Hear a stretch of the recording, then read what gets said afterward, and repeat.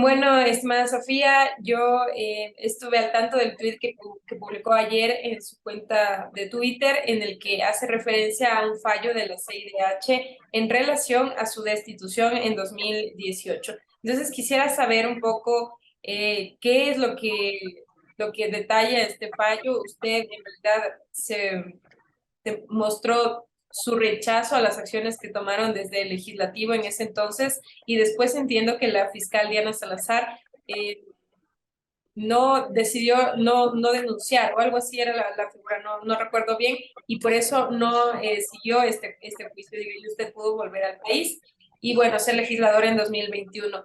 Pero ahora vemos este fallo de la CIDH. ¿Qué nos dice? ¿Qué logró usted con esta resolución?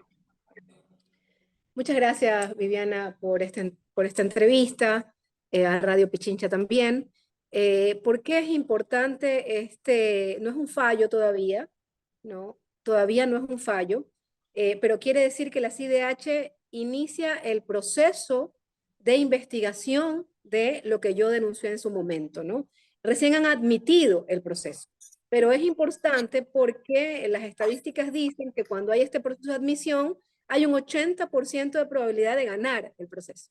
Entonces sí es importante. Entonces todavía falta un largo camino por recorrer, ha sido admitido, le han dado 40 días al Estado ecuatoriano para que responda mis denuncias, se hace un informe de admisibilidad, luego hay observaciones de fondo, luego hay un informe de fondo también, ya analizando la denuncia propiamente puesta por mí, y de ahí pasa a la Corte Interamericana de Derechos Humanos. Es decir, todavía hay un largo proceso por recorrer, pero solo el hecho de que la CIDH ya haya admitido el proceso es importante.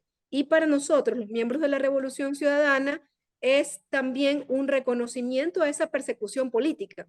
En el caso mío, que hemos sufrido muchos de nosotros, nuestros líderes, el presidente Rafael Correa, el vicepresidente Jorge Glass, otros asambleístas, ¿no? Ministros del gobierno de Rafael Correa, y yo diría que la persecución se lleva a cabo de dos maneras, en el plano penal, que es lo que usted recordaba, el tema de la fiscalía, y en el plano político. Inicia en el plano político, cuando hay esta denuncia del señor Esteban Bernal por una visita a una persona privada de la libertad, y comienza un proceso de persecución dentro de la Asamblea Nacional, y un proceso ilegal, viciado, vergonzoso, ¿no? Rompen todo procedimiento y me destituyen.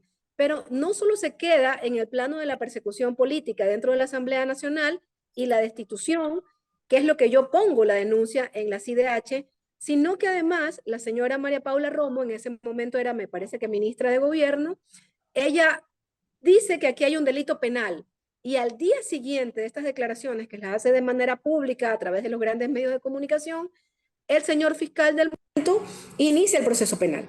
Entonces, ¿qué significa un proceso penal? Significa que querían meterme a la cárcel. Entonces, inmediatamente iniciaron este proceso ya en los juzgados ecuatorianos, en el sistema judicial. ¿Qué me significó? Dado que ya no tenía inmunidad, me significó tener que salir del país, exiliada, 2 años exiliada, uno en Salió a Bolivia y Bolivia, otro en ¿verdad? México. A Bolivia 1 año y luego, ante la caída de Evo Morales, a México, ¿verdad? Ujú. Entonces, ¿qué pasa? Que lo primero que surgió efecto y se cayó este proceso de persecución mediática, jurídica, es la fiscalía. La fiscal actual retira la acusación. Dice, realmente no hay elementos, después de 2 años, se dan cuenta, bueno, siempre se dieron cuenta, era una persecución política nada más, no hay causales para continuar, no hay elementos para continuar este proceso penal en contra de Sofía Spin, y retira la acusación. Es decir, yo nunca llego a ser acusada en firme, ¿no? Y eso me permitió, como usted bien recordaba, regresar, ser candidata por la Revolución Ciudadana, ser electa en el periodo anterior, y ahora estoy otra vez de candidata.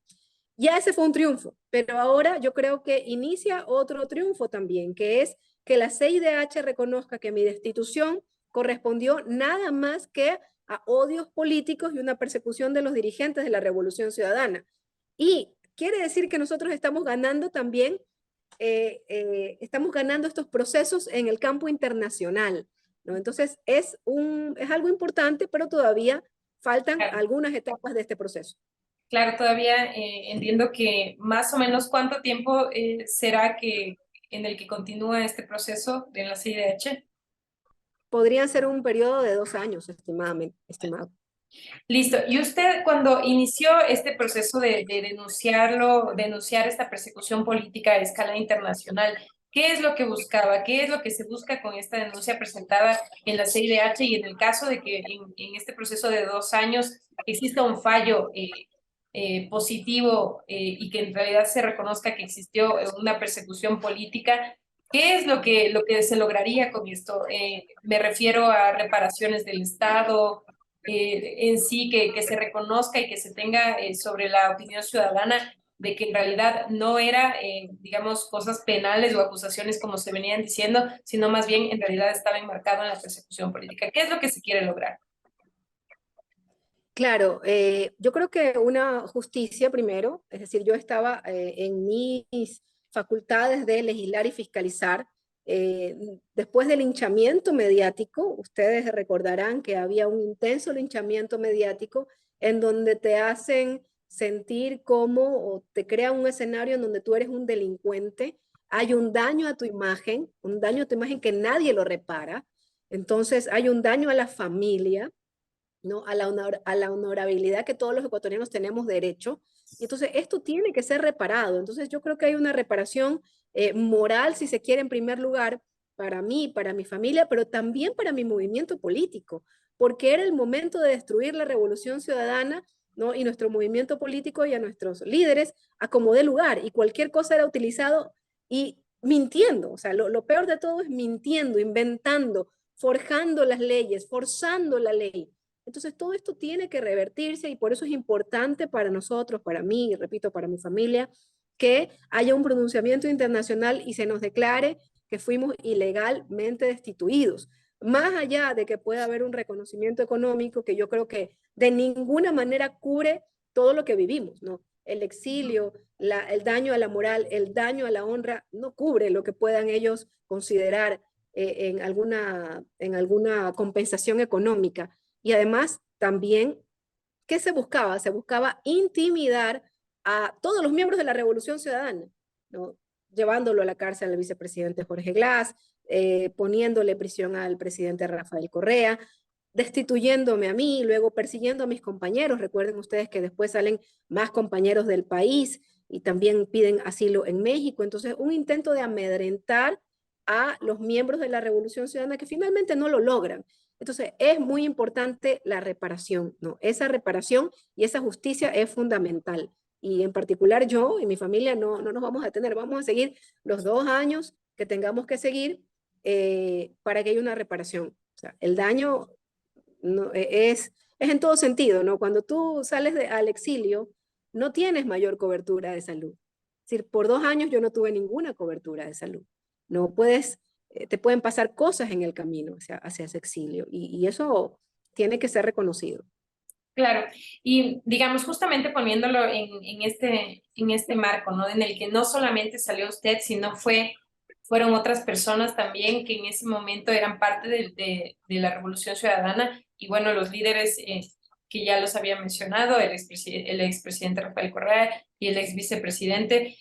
Entonces, justo ahorita nos acaba de comentar un poquito de lo que significa el exilio, pero digamos, en términos macro, ¿qué significa, qué ha significado para todas las personas de la Revolución Ciudadana que han denunciado haber sido perseguidas políticas y que han tenido que exiliarse? Digamos, en el caso del ex vicepresidente, tuvo que estar en prisión, pero comparado, digamos, con esto de estar en prisión en el propio país o tener que exiliarse en el extranjero por estar siendo perseguido, ¿qué significa eso para una persona? ¿Qué ha significado eso para usted personalmente?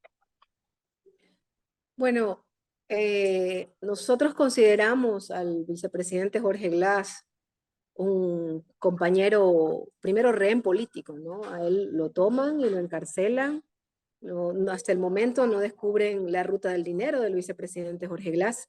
Él paga una prisión, 5 años de prisión, de manera absolutamente injusta. Y la persecución en contra de él no termina, no termina. El linchamiento mediático en contra de él no termina.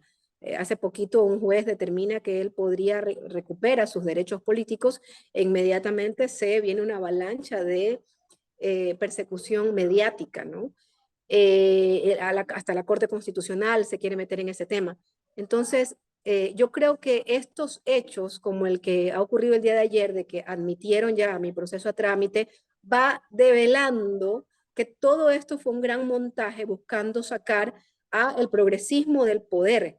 Es decir, ya no queremos más a la izquierda en el poder, no queremos más a los correístas en el poder, tenemos que comenzar a sacarlos del poder, y esa manera es dañando algo importante que es la honra de las personas y diciéndonos a todos corruptos, porque hasta el momento a mí lo que me dicen es que soy corrupta, cuando nunca hice nada malo.